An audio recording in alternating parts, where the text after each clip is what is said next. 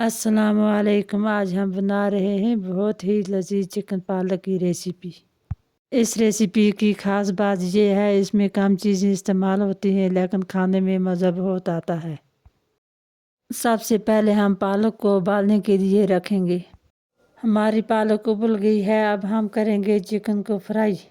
हमने तेल को पहले गर्म कर लिया है। अब हम इसमें डालेंगे चिकन। हमारा चिकन फ्राई हो गया है। अब हम इसको निकालेंगे। तेल को भी हम कम करेंगे। अब हम इसमें प्याज डालेंगे और इसको गोल्डन होने तक फ्राई करेंगे। प्याज फ्राई हो गया है। अब हम इसमें डालेंगे अदरक लहसुन का पेस्ट और इसको भी मिक्स करके अच्छे से फ्राई कर लेंगे।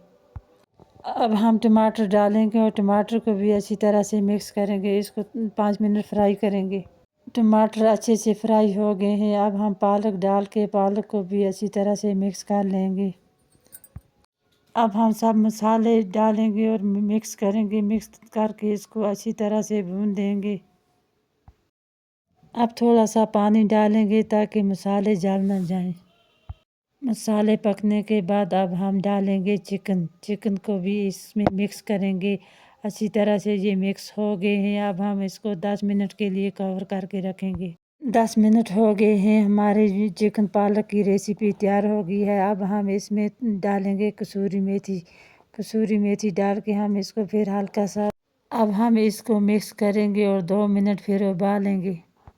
हमारी रेसिपी आपको कैसी लगी कमेंट में बताएं। वीडियो को लाइक और शेयर करें। पेज को फॉलो करना ना भूलें।